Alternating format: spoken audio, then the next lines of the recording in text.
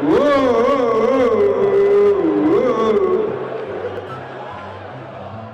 you believe that this guy right here is one of the most lethal wingers in football history?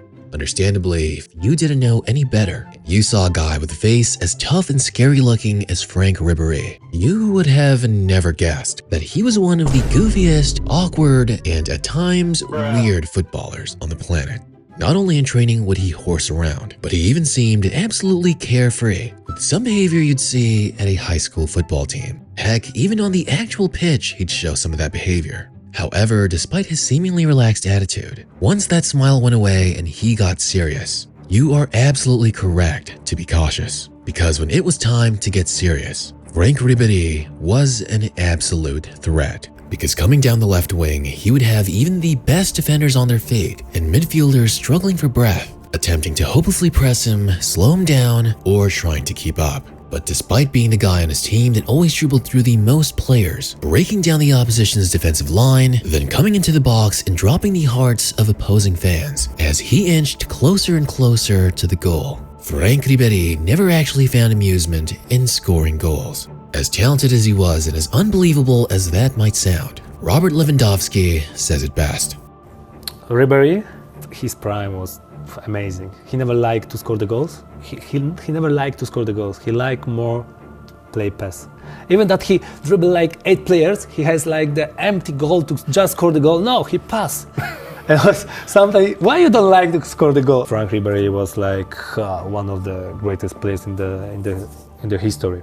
But as insane of a player as Ribery was, his career and life had always had its fair share of hardships and controversies that shaped him into the footballer he would become. Not long after he was born, Ribery would never even meet his biological parents, being left as an infant in front of a monastery in France. And if that wasn't enough, at just 2 years old, destiny quite literally carved its mark on Ribery's face, as a horrific car crash would shatter his world, flinging Ribery through the car's windshield and leaving over 100 stitches to piece his face back together. The scars would become his lifelong companion, and for most, the tragedy would have been too much of a burden to bear. The physical pain paired with the constant teasing, judgment, and cruel stares. Yet Ribery refused to let this define him. Instead, he accepted his reality and used it as a shield. As the great Tyrion Lannister once said, "Never forget what you are. The rest of the world will not. Wear it like armor, and it can never be used to hurt you." And thus the young Ribery found solace on the pitch, playing for his local youth club before the infamous child with scars on his face was discovered by Lille's agents and brought along to their youth academy. For Ribery, football was more than a game. It would provide an escape from his less than desirable lifestyle. But despite making it to Lille's academy, things were far from easy. 3 turbulent years of disciplinary issues, injuries, and doubts about his stature. Club management even wanted to drop him because he was too small. And it was after Ribery suffering a broken elbow injury that they finally found the right excuse to do so. For a good 4 years now, the beginning of Ribery's career seemed hopeless, moving around third-tier clubs in France just hoping for a chance to be noticed by at least a Ligue 1 caliber side. At the age of 20, when Messi and Cristiano Ronaldo were already relatively established names, Ribery was still working with his father Francois on construction sites during the weekend, all to just try and make ends meet, as back then it was unsure if he would ever make it as a professional footballer. However, Ribery was used to the cruel reality. Many others would have given up had they been in his shoes, but he continued to grind it out until finally, even if only at least a brief season, after years of lower league play, top-flight club Metz came calling, and Ribery would do decent enough. 11 goal contributions in 30 matches would have eyes start slowly turning towards Ribery's potential. This would open the window to Ribery playing for more high-profile clubs, and after a brief loan with Turkish giants Galatasaray, Ribery proved that he had what it took to play at the highest level.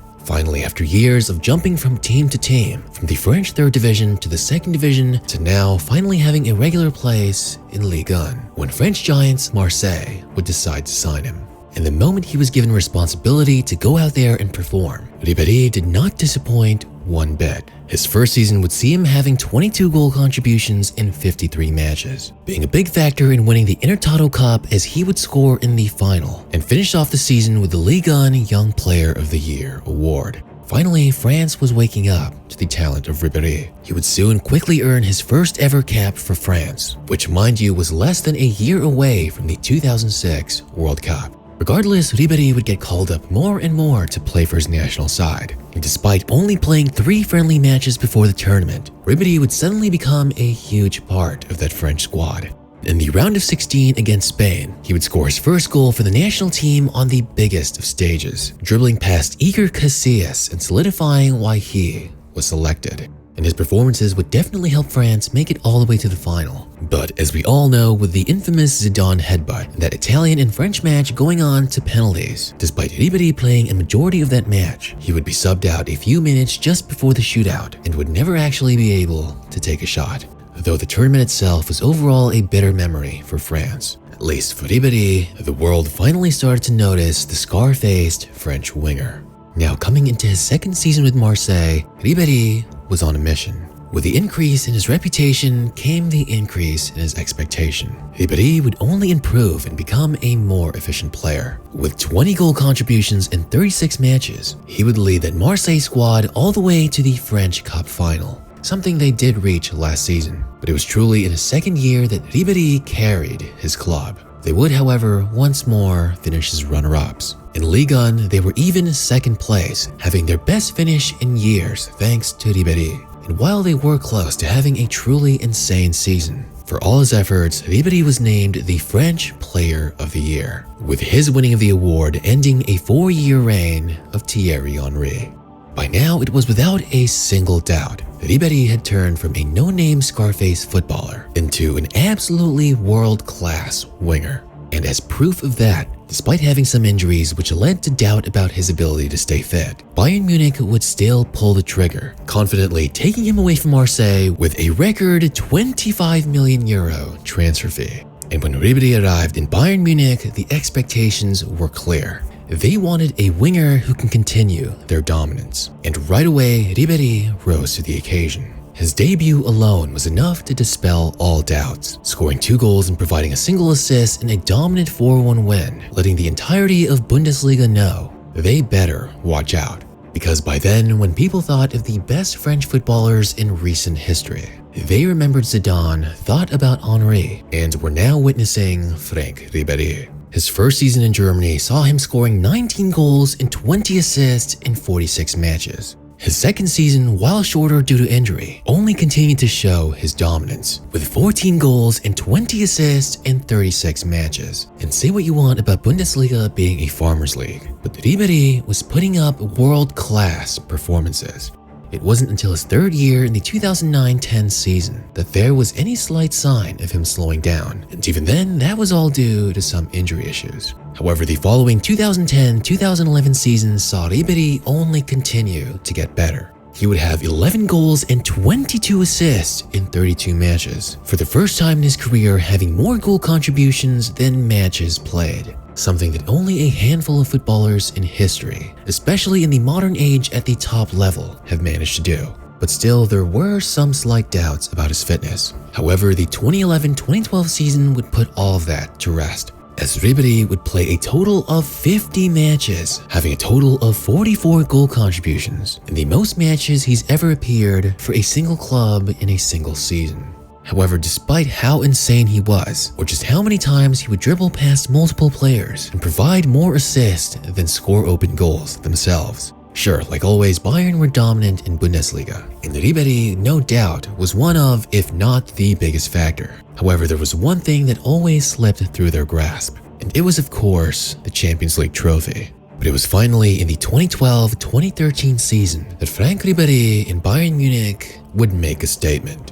Although it might not have been his best individual year, he would still have an insane 33 goal contributions, with 11 goals and providing more than double of that with 23 assists in 43 matches. This time, Ribery wasn't just playing for personal glory, he was playing to help his club win everything. In fact, that season, Bayern was so dominant that they would only lose once and draw 3 times across all competitions. But it was in the Champions League, where they absolutely dominated everyone. Ribery seemed impossible to defend, and he would continuously dismantle defenses, proving he could do it outside of Germany, as they would go on to destroy Juventus 4-0. And against FC Barcelona, they would hand them an absolutely humiliating 7-0 aggregate win. And for all this, Ribery and Bayern Munich would win the Bundesliga title, the DFB Pokal, the DFL Super Cup, and of course the cherry on top of the cake, taking home the Champions League trophy, winning every single piece of silverware there was, finishing the chapter of a truly historic treble. And all this would land Ribery with 3rd place in the Ballon d'Or voting. Now there is a lot of controversy behind this. After all, they did win a lot, and well, depending on some years, the Ballon d'Or voting does look a lot more at team success. But hey, whenever they switch their criteria back and forth between individual performance and team success is beyond me. Still, some others were upset as they did extend the voting a little bit. But in my 2 cents, while Ribery did win everything there was and play incredibly as well, at an individual level, there were seasons where he did a lot better. But in their primes, there was just no footballer that was better than Messi or Ronaldo. But regardless, Ribery was one of the very few that were viewed at least in the same caliber as them in their primes. In any other time in history, Ribery might have won a couple himself. The 2013-14 season, however, would only continue the brilliance of Ribery and the success of Bayern Munich. They would once more win the Bundesliga title, the DFB Pokal, and add the UEFA Super Cup and Club World Cup under their belt, with Ribery providing 31 goal contributions in 39 matches. Still one of the best players in the world. But it was after this season, however, when Ribery would slowly start to decline. By the 2014-15 season, despite 19 goal contributions in 23 matches, his age and overall fitness was starting to catch up with him, not being quite fast or agile as he was, once more slowly becoming more injury prone and not being able to play as many matches. Slowly but surely, his goal scoring and assist providing would slip below double digits. But Ribery would still always give his best on the pitch and at times still show his brilliance, but it was a far cry from his prime. Though his numbers did fade, his technique and artistry remained the same, just not at the same pace that it used to be. 9 Bundesliga titles, 6 DFB Pokals, 4 DFL Super Cups, and a Champions League trophy later. By the end of the 2019 season, Franck Ribéry would say goodbye to Bayern. He would play a few more years in Serie A with Fiorentina and Salernitana, but they were overall pretty forgettable. And while he never did find success with France, to be fair, that was a transitional time for the national team, as they were filled with controversy and overall dysfunctional. It's a shame he wasn't young enough and in his prime to play with them in 2018. But regardless, Ribery really is one of the most lethal and efficient wingers of all time. Not only was his dribbling, ball control, and touch one of the best of his generation, but the man really did love providing assists over scoring goals, being the Champions League top assist provider in the 2011-2012 season, as well as Bundesliga's top assist provider for 3 years in a row, and not to mention all the seasons in his career where he had more assists than goals. Franck Ribéry really was as dangerous as they could possibly come.